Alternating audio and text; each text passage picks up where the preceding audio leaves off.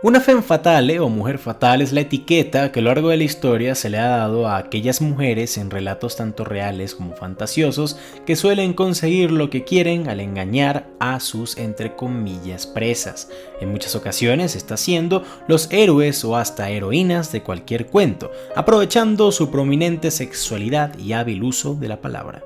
Desde que el ser humano ha sido capaz de contar historias, este personaje ha estado presente en casi todas las grandes culturas del mundo. Es más, en el propio mito de Gilgamesh, que es la leyenda escrita más antigua que se ha descubierto, vemos como Ishtar, la diosa sumeria del amor y la vida, engaña a Gilgamesh y termina incluso matando a dioses y monstruos con su propia sensualidad para tratar de lograr su cometido. Y aunque en el pasado casi siempre este rol era exclusivo para las villanas de las historias que por lo general eran escritas por hombres que pensaban que las mujeres no eran capaces de mucho sin utilizar su cuerpo como arma, en los últimos años hemos visto como en vez de ser la mala de la historia y ya, estos roles de femme fatale han evolucionado para convertirse en una representación mucho más realista de un personaje que constantemente cruza la línea entre la bondad y la maldad, haciendo todo lo necesario para cumplir con su objetivo, ya sea bueno o malo. Y teniendo en cuenta justamente esto, no hay mejor ejemplo de mujer fatal que la propia Margareta Gertruida Cele, mejor conocida como Mata Hari o agente H-21. Una bailarina exótica que trabajaba como doble agente encubierto durante la Primera Guerra Mundial y que muchos creían incluso poder ser la clave para que o Alemania o incluso los aliados pudieran ganar este conflicto. Y hoy contaremos su historia. Yo soy Rafael Peraza y esto es Mata Hari, la viuda negra original. El tema de Mata Hari puede llegar a ser uno muy complejo, dependiendo de cómo se vea a esta mujer. Pudo haber sido o una heroína o traidora, como alguien sirviendo a su patria adoptiva o como una aprovechada. Y al estar hablando de temas de espionaje, la única verdad que tenemos es aquella donde los datos de ambos lados del conflicto concuerdan sobre dicho personaje, así que el veredicto aún está abierto. Pero algo que sí hay que tener muy en cuenta antes de juzgar o llegar a tus propias conclusiones sobre este personaje es que esta era una mujer con ascendencia indonesa, viviendo en una Europa totalmente machista y racista, casada a la fuerza, viviendo en un mundo en guerra, viuda antes de que esta misma guerra comenzara y que debía hacer todo lo posible para asegurar su supervivencia y bienestar. Margaretha Gertruida Cele nació en Holanda en el año 1876. Su familia, aunque no era rica, tenía lo suficiente para que todos vivieran bien y fueran educados. Siempre demostró tener un gran ingenio y nunca se dejó convencer por la tonta idea de que el ser niña la limitaba a una vida aburrida y de servidumbre, por lo que buscaba siempre ver cómo podía mejorar y estudiar. Justamente en esta misma educación fue que la historia de la sensualidad de Mata Hari comienza, porque a sus 16 años, mientras estudiaba para convertirse en maestra, Margareta es expulsada de la academia por tener una aventura con el director de la misma. Debido a este episodio, nuestra protagonista fue denigrada y desgraciada, por lo que luego de 2 años de vivir en la pobreza y escondiendo su identidad, al encontrarse con el anuncio de un militar 20 años mayor que ella de nombre Rudolf McLeod, que buscaba esposa, esta se contactó con él y luego de un tiempo terminaron casados. Después de unos meses, el ejército holandés trasladó a Indonesia a McLeod y claramente con él se fue su ahora nueva esposa. A pesar de este exótico nuevo hogar, Margareta y Rudolf no podían ser más diferentes, lo que terminó en adulterio por parte de ambos. En el caso de Mata Hari fue con oficiales más jóvenes y que le regalaban todo tipo de cosas por estar con ella. Luego de un tiempo se hizo público que su esposo tenía sífilis, para muchos una sentencia de muerte en la época, y este contagió no solo a su esposa, sino más adelante también a su hijo, ya que esta es una enfermedad que se vuelve hereditaria, y luego de solo 2 años de haber nacido, Margareta había perdido a su único hijo varón. Todos estos problemas y en especial la ridiculización pública hicieron que luego de volver a Holanda ambas partes se divorciaran en 1903, Ahora, imagínense estar en esa situación y en dicha época. Eres una mujer de 27 años, divorciada, con sífilis y cuyo nombre es bien conocido en muchos círculos sociales como sinónimo de desgracia desde tus años de adolescente. Realmente, ¿cuáles son tus opciones? ¿Qué puedes hacer con tu vida? Pues para cualquier persona no habrían muchas, pero para la futura Mata Hari el cielo era el límite y ahora era libre. Aunque siempre es reconocida principalmente por su sensualidad y según algunos malas decisiones, Margareta era sumamente inteligente. Mientras estuvo casada y teniendo bastantes recursos a su disposición, aprendió a hablar francés, italiano, inglés, alemán, español y malayo, el idioma de Indonesia. Pero, curiosamente, la habilidad que más le serviría a la larga sería el baile. En Indonesia, mientras su esposo se la pasaba bebiendo con sus compañeros, Mata Hari pasaba horas practicando y aprendiendo todo tipo de bailes indonesios y de todo el sudeste asiático, lo que combinado con su apariencia y sensualidad resultaba ser el perfecto gancho para cualquier hombre que se le atravesara. Por lo que al encontrarse de nuevo en Europa y sin un solo peso en sus bolsillos, decide mudarse a París, la capital mundial del arte y la filosofía del momento. Su primer año en la metrópolis francesa no fue nada fácil. El único trabajo estable que consiguió fue como modelo nudista y aún así la paga era una miseria. Por meses estuvo viviendo en la pobreza. Pero todo cambió a finales de 1904, cuando, al darse cuenta del fuerte boom por la apreciación a la cultura oriental, tanto en arte como en la literatura, y aprovechando su físico y alto conocimiento del arte y el baile del sudeste asiático, Margareta decide darle una visita al Museo Guimet de las Artes Asiáticas. Allí se hizo pasar por una princesa indonesa, y al demostrar su fluido manejo de la lengua malay, sus rasgos y fuerte conocimiento sobre la cultura de la zona, en especial sus muy sensuales y eróticos movimientos de baile malayos, el dueño del museo quedó fascinado con ella, y para marzo de 1905, la ahora Mata Hari, que en español significa ojo del amanecer, comenzó a entretener a los visitantes del museo con sus bailes nunca antes vistos, en especial con su show de striptease. Los espectáculos de Mata Hari eran disfrutados por todo el mundo. Ya fuera en un salón pequeño o en un teatro mayor, nadie quería perderse la actuación de aquella bellísima mujer del oriente, que bailaba en telas transparentes, se movía como una diosa, atrapaba a todo aquel en que posara sus hipnóticos ojos y al final del show estaba o casi o totalmente desnuda. Si hoy en día muchísima gente de mente cerrada aún cree que esto es inmoral, ahora imagínense cómo fue la recepción de dicho show en la muy conservadora Europa del siglo XX, inicios del siglo XX, cabe recalcar. Pero lo curioso es que al ella decir y demostrar que dicho espectáculo no era con fin de generar morbo, sino de demostrar una representación de los bailes tribales originales tradicionales de Indonesia, que buscaban una conexión mayor con sus divinidades y la naturaleza, pues este argumento era suficiente para quitarse de encima a casi todos los moralistas religiosos y políticos que la consideraban como vulgar o como prostituta. Con el pasar de los años, Mata Hari se volvió una total celebridad en la alta sociedad francesa. Duques, políticos, comerciantes de alto nivel y muchísima más gente adinerada contrataban sus servicios de entretenimiento para que ella fuera el evento principal de todo tipo de reuniones y fiestas, tanto muy públicas y reportadas como totalmente privadas. Se dice que esta mujer no tenía ningún problema en compartir su cuerpo con quien ella quisiera y seleccionara, cabe recalcar, lo que también generó muchísimos rumores sobre su puesto como amante de personalidades de la alta sociedad francesa y hasta de otros hombres muy ricos de todo el continente que viajaban a París solo para verla y estar con ella. Pero en muchas cartas que ella misma escribió, Mata Hari negaba estos rumores y que sus bailes eran netamente profesionales y sin fines de conseguir dinero por sexo.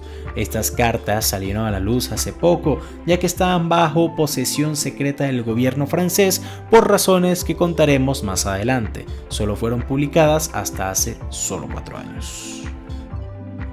Aunque sus talentos le dieron una vida llena de viajes, emociones y riquezas durante la primera década del siglo XX, cuando los aires de guerra comenzaron a apestar en toda Europa, la demanda por sus shows bajó drásticamente. En 1914 fue contratada para montar un espectáculo en uno de los más grandes teatros de Berlín, pero cuando Alemania le declara la guerra a Rusia en uno de los primeros grandes acontecimientos de la Primera Guerra Mundial, claramente dicho show fue cancelado. Aunque esto evitó que se presentara en Berlín y en otros países de Europa, aún era bastante popular en Francia, por lo que decidió volver a París. Y esto hubiera sido muy bueno y positivo para ella incluso durante la guerra, si no fuera por el pequeño detalle de que Alemania también le había declarado la guerra a Francia, por lo que ambas fronteras estaban cerradas. Sin muchas opciones, nuestra protagonista piensa en volver a la aún neutral Holanda, para de ahí ver cuáles eran sus posibilidades. Pero en un mundo sumido en guerra, no mucha gente estaría dispuesta en gastar dinero para montar shows y contratar una bailarina exótica, por lo que casi un año después, esta vez viviendo en Ámsterdam, Margaretha conoce a un embajador alemán para Holanda de nombre Karl Kromer, quien realmente no era un político, sino un agente encubierto con el fin de contactar a Mata Hari, quien seguía siendo súper popular, hablaba muchos idiomas, venía de un país neutral y tenía un carisma y una sensualidad incomparable. El objetivo de dicho contacto era convencer a la bailarina de que ésta se convirtiera en una agente secreta alemana para la guerra. Esto a cambio de altas sumas de dinero, protección y refugio en Alemania y muchas cosas más, y nuestra protagonista supuestamente aceptó. La historia, y en algunos casos leyenda, de una de las espías más famosas y efectivas del mundo había comenzado. Luego de que los alemanes se ponen en contacto directo con Mata Hari, es cuando su historia puede ser contada de dos maneras, como la veían los alemanes o los franceses. Según los francos, Margaretha, con su nuevo nombre código H21, había aceptado el trato de los alemanes, pero para los germanos, esta había rechazado la oferta, se había quedado con el dinero, 20.000 francos, que son unos $60.000 en dinero de hoy en día, y había huido a Francia. Sea como sea, el punto es que luego de su encuentro con Kromer, nuestra protagonista había decidido volver a París para volver a buscar la vida que tenía antes de la llegada de la guerra. En su camino a Francia, desde Holanda, y evitando el frente de batalla, su barco había hecho una escala en el Reino Unido, donde ella pensaba quedarse unos días, pero fue obligada a no bajarse de la embarcación, ya que sus joyas, su personalidad, su sensualidad y el hablar 5 idiomas diferentes la hacían, según los ingleses, demasiado sospechosa en tiempos de guerra.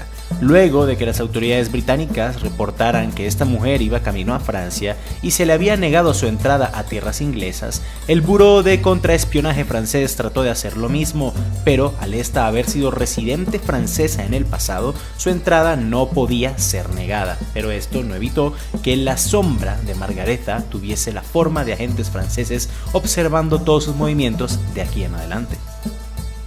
De vuelta a su vida pasada y ahora en 1916, aunque el número de shows que montaba era mucho menor, los regalos y las donaciones monetarias de sus fanáticos, en especial de parte de políticos y oficiales, le seguían manteniendo su extravagante estilo de vida, y uno de estos fanáticos era el oficial Vladimir Maslov, un capitán y piloto ruso enviado por el ejército de este país para apoyar los esfuerzos de guerra en el frente occidental. Maslov tenía solo 23 años y Mata Hari para ese momento tenía 40. Ambos se enamoraron fuertemente, ella describiéndolo en muchísimas cartas como el amor de su vida y la única persona que había amado realmente hasta ese momento. Por lo que luego de varios meses, cuando el piloto le propuso matrimonio, esta aceptó muy felizmente. Durante estos meses, el gobierno francés seguía investigando a Mata Hari, ya que no solo estaba ennoviada y luego comprometida con un capitán activo del ejército aliado, sino que seguía muy activa en la alta alcurnia de la sociedad francesa y era capaz de extraer cualquier tipo de secretos a quien ella quisiera.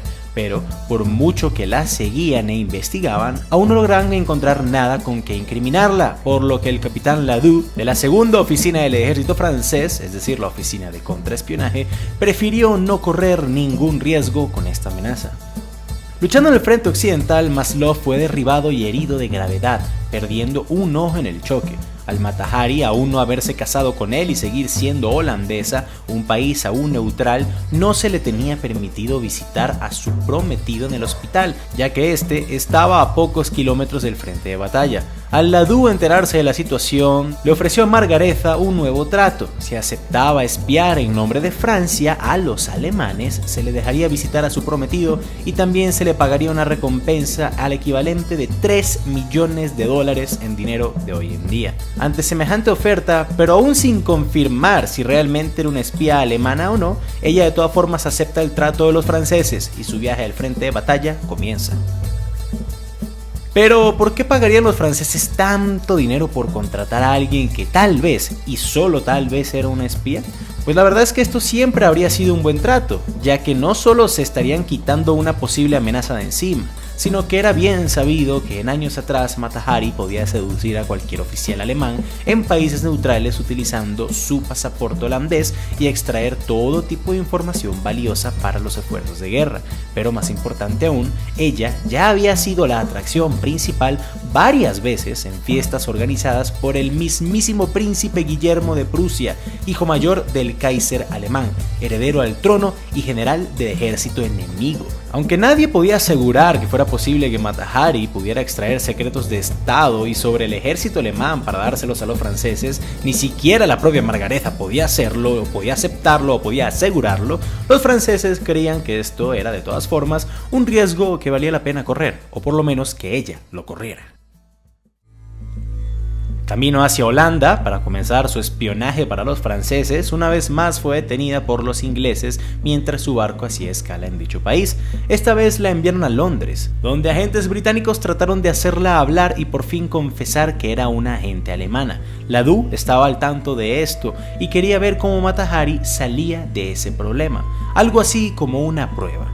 Y al solo haberle pagado una pequeña fracción de su recompensa, si por fin aceptaba su alianza con los alemanes, los aliados no habrían perdido casi nada y se habrían quitado una gran amenaza encima. Al final Mata Hari, aunque aceptó ser una espía francesa para ver si podían sacarla ya que los ingleses y franceses eran aliados, no reveló más nada y sorpresivamente logró convencer a los estrictos agentes del MI6 inglés de que la dejaran ir, y así mismo fue. Sus nuevas instrucciones la enviaron no a Holanda, sino a España, donde tendría la tarea de seducir a un diplomático alemán de nombre Arnold von Kalle, con el fin de que éste le asegurara una audiencia con un muy buen viejo amigo de ella, el príncipe Guillermo. Luego de verse solo 3 veces, von Kalle le contó a Mata Hari sobre el plan alemán de un desembarque sorpresa de submarinos en las costas de Marruecos, colonia francesa en ese momento.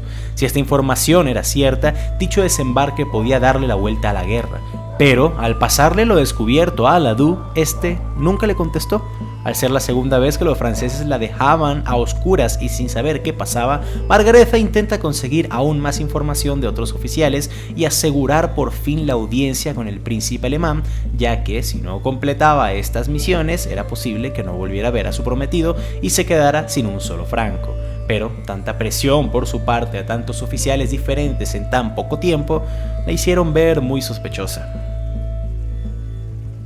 Supuestamente, Mata Hari llegó al punto de activamente informarle a Kalle sobre su rol como agente francesa, su acercamiento con espías alemanes en el pasado y que si la dejaban ver con el príncipe, esta podría contarles de todo tipo de planes militares y secretos de la alta sociedad francesa. Pero para los alemanes todo esto tenía que ser un gran bluff, una gran mentira, ya que o era casi imposible que ella pudiera saber tanto, o de verdad era tan buena espía que siempre fue una doble agente y en 2 años había recolectado toda esa información y ahora esperaba entregársela a cambio de una gran recompensa al ejército alemán. Fuera cual fuera la verdad, y que de nuevo no sabemos cuál fue, la siguiente movida alemana fue una que pocos esperaban. Kalle mandó un mensaje código a Berlín informando de los muy positivos resultados del agente H21 y que su información era de crucial importancia y exclusiva para los oídos del príncipe Guillermo o del propio Kaiser. Lo curioso es que el mensaje fue enviado utilizando un código que ellos sabían ya había sido descifrado por la inteligencia francesa, solo que los franceses no sabían que los alemanes sabían. Un poco enredado, pero bueno, lo sé. El punto es que Kalle activamente envió a propósito no solo un mensaje falso sobre Mata Hari, sino que él mismo se percató de que los franceses lo oyeran sin ellos saberlo. Aunque los franceses esperaban que Mata Hari fuera capaz de extraer información enemiga proveniente del propio príncipe alemán, el por fin escuchar que Mata Hari sí era un agente doble, una doble espía alemana, puso muy feliz a Ladoux, quien desde el principio nunca confió en ella y que tampoco quería ni planeaba pagarle nada a nuestra protagonista. De vuelta en París, una orden de captura fue establecida en contra de Margareta. Cuando oficiales la fueron a arrestar en su habitación de hotel, esta los recibió desnuda y sosteniendo un casco alemán lleno de bombones. Pero el intento de seducción no fue suficiente. Esta fue capturada y enviada a una de las peores prisiones femeninas de toda Francia, donde por 3 meses no pudo tener contacto con su abogado ni su prometido, algo totalmente ilegal para la época. Durante ese tiempo, aunque más adelante Mata Hari diría no haber compartido nada de información con sus interrogadores y reportó todo tipo de abusos y violaciones por parte de los mismos, desde la prisión salían muchos informes de la participación de esta mujer en la filtración de planes militares franceses a altos mandos alemanes, cosa que supuestamente era mentira, acusándola de ser la responsable de la muerte de más de 50.000 soldados franceses por su espionaje. Ahora, esto es totalmente imposible, amigos, y de hecho, los propios informes oficiales desclasificados hace unos pocos años por haber cumplido 100 años, confiesan que ese reporte era totalmente inventado, sino que más bien los franceses utilizaron a Mata Hari como un gran chivo expiatorio. Para comprender esto tenemos que ver un poco más del contexto del momento de la guerra en pleno 1917. A inicios de este año, cuando Mata Hari es capturada, la guerra no pintaba nada bien para Francia. Por si fuera poco, los británicos no mostraban muchos avances, los rusos estaban a punto de rendirse y los Estados Unidos aún no habían entrado en la guerra. Malas decisiones y poco orden hicieron que en los últimos 2 años cientos de miles de soldados franceses murieran en el campo de batalla por objetivos poco claros y enfrentamientos que nunca pudieron ganarse. Para colmo, recientemente el fiasco de la ofensiva Nivelle había ocurrido, donde 40.000 soldados franceses habían perdido la vida en un solo día en medio de una avanzada militar. Y una que cabe recalcar no tenía ningún sentido, ya que los alemanes no perdieron ni la mitad de ese número. A raíz de todo esto, el público en general estaba iracundo y totalmente en contra de la guerra. Más de 60 batallones enteros habían soltado sus armas en ese momento y la seguridad de las fronteras francesas colgaba de un hilo, por lo que cuando a Ladoux se le presentó la oportunidad de lanzarle todos los franceses muertos encima en sus ojos a una bailarina exótica, inmoral, adúltera, con sífilis, ladrona, aprovechada y extranjera, pues este no dudó en tomarla. Aunque en su juicio, su abogado y ella misma hicieron un trabajo lo suficientemente bueno para demostrar que todo esto era una farsa y que ella solo fue un peón en ese complejo juego de ajedrez geopolítico mundial y que más bien durante el último año ella solo había logrado ayudar a los esfuerzos de guerra franceses, sacando valiosa información de los alemanes y que esta nunca fue escuchada y que pudo incluso haber salvado miles de vidas francesas, el veredicto de este juicio ya estaba decidido mucho antes de que el mismo comenzara.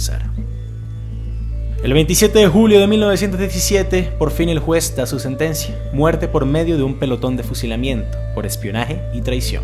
Luego, el 15 de octubre de ese mismo año, Mata Hari fue puesta enfrente del pelotón. Cuando se le iba a atar al poste, se rehusó. Cuando se le fue a poner la venda en los ojos, se rehusó. Y cuando los soldados estaban apuntando y solo a segundos de disparar, esta les lanzó un último beso.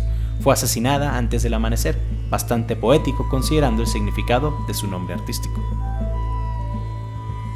Al final, la verdad de Mata Hari murió en el momento en que ese pelotón le robó la vida. Ella, y solo ella, fue dueña de su verdad, hasta su último latido, lo que deja totalmente abierta a la interpretación de quien escucha la historia los verdaderos motivos de la misma. ¿Será que si era esa femme fatale, doble espía capaz de darle la vuelta a la guerra por sí sola al manipular hasta el propio príncipe alemán?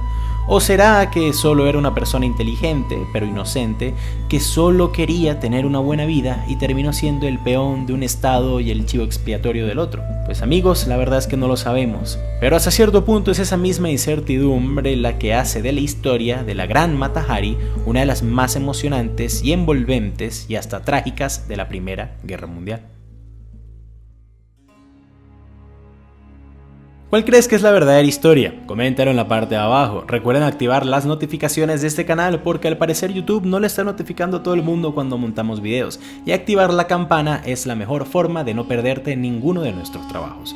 Así como muchos se podrán haber dado cuenta, la verdad es que últimamente los números de muchísimos canales en YouTube, incluyendo el nuestro, han estado cayendo bastante, lo que ha perjudicado significativamente nuestra habilidad de hacer más videos, ya que, una vez más, tanto la investigación como la escritura del guión y la producción del video ahora recaen netamente en mí, en vez del equipo de 4 personas que manejábamos desde inicios del año pasado. Por lo que no hay mejor momento para apoyar directamente este canal que este mismo momento, por medio de Patreon, una plataforma donde podrás donar la cantidad de dinero que desees para ayudarnos a poder hacer más contenido y mantenernos económicamente estables. En esta también podrás hablar conmigo directamente y sugerir todo tipo de temas de una forma mucho más efectiva. Por eso mismo quiero agradecer a nuestros Patreons principales: Diana Sereno, Robert Caponi, Andrés Docón, José Posada, Fran de Irán, Gabriela Mezquita, Edgar Jajá, Oreites, Mark, Oliver Music, Fernando García Pérez y Oscar Hernández por ayudarnos en estos momentos y ser los mejores Patreons que se pueden tener. Tú también puedes ser parte de este grupo yendo al link que aparece en la descripción. De verdad que te estaría eternamente agradecido. Aún así, también quiero agradecer a todos ustedes, Patreons o no, por siempre mantenerse fieles y seguir viendo nuestros videos semana tras semana. Un abrazo para todos. No olviden seguirnos en Instagram, @elbaúl_youtube, para más contenido. Y sin nada más que agregar, yo fui Rafael Peraza para el Baúl de los Conocimientos Inútiles. Que tengan muy buen día.